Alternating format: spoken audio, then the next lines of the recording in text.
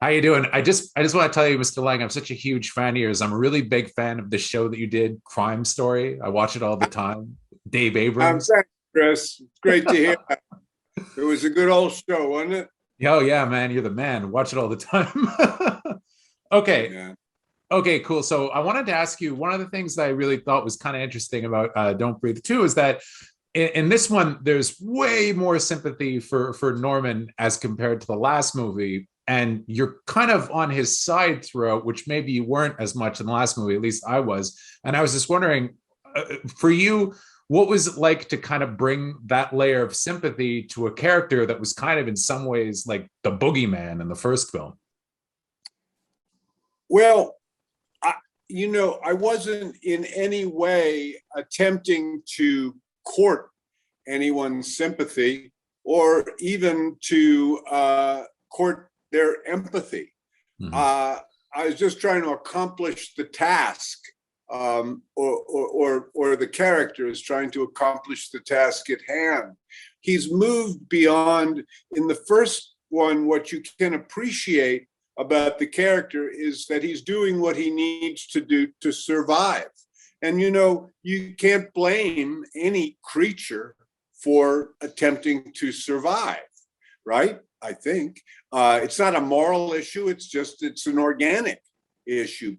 You fight for survival, but it's changed. In the second, he's actually got something to survive for. He's actually got a purpose and a legitimate sort of reason to be alive. He's more than just taking up space right now.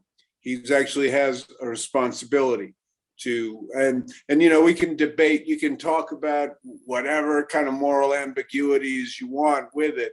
The fact of the matter is he has made himself, or some kind of divine cosmic power has made him responsible for this human life. And so that's, I think that just necessarily changes how the viewer kind of feels. Well, I mean, I was on his side throughout, to be honest. But I was even kind of in the first one, but much more so in this one. But what I also really thought was amazing was you have this really kind of tight choreography in the movie of the fight scenes, and I was wondering, how challenging was that to kind of have to participate in these kind of extended action scenes that I thought were really impressive, especially compared to the first one. But the whole time you have to be blind. You can't actually see the guys that you're fighting. And I was just wondering, that always fascinates me when I see people doing that. And I was wondering how you would even go about that in the first place. Well, we went about it quite carefully. We went about it, it's not unlike I would think rehearsing dance routines, in Singing in the Rain or something like that. You want to get them right. You don't want missteps, you don't want injuries, you want a certain poetry, Yeah. to the violence. You want, so if you really parse it out, if you really look at it, I would submit that there's a certain stylization to the, so amidst, and each of the fights, by the way, in Don't Breathe 2 has its own personality, I Totally. think. And Totally. I just like that so much. I like it in the writing, I like it in the directing, and I like it in the stunt coordination that happened in there.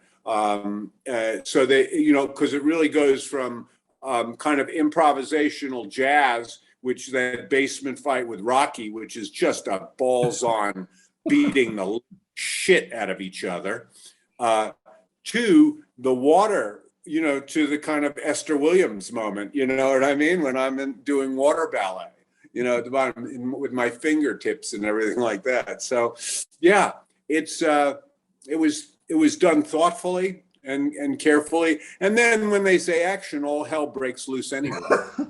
A lot of style too. I thought it was great.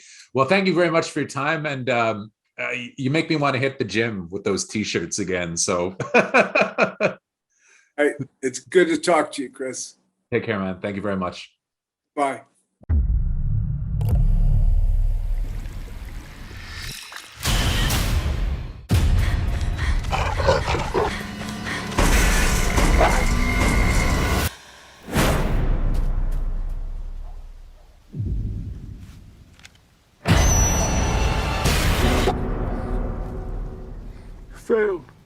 gun is in my hand. Sorry. I'll make it next time.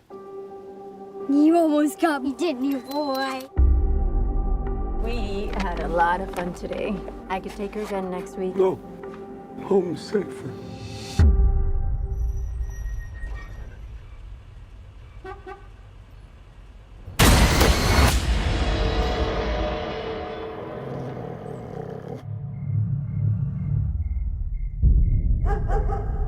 Shadow!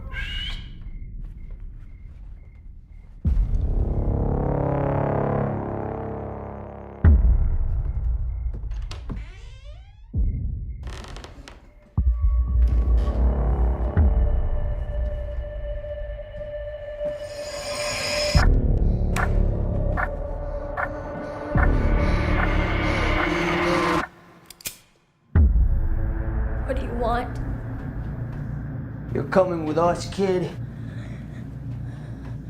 Get the girl! It's not me you need to be scared of, little girl, but the man standing next to you. Now, I don't know who he is, but I know who he's not. Should I tell her or you?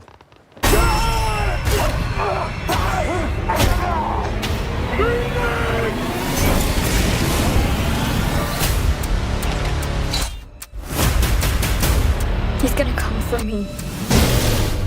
Now, you're gonna see what I see.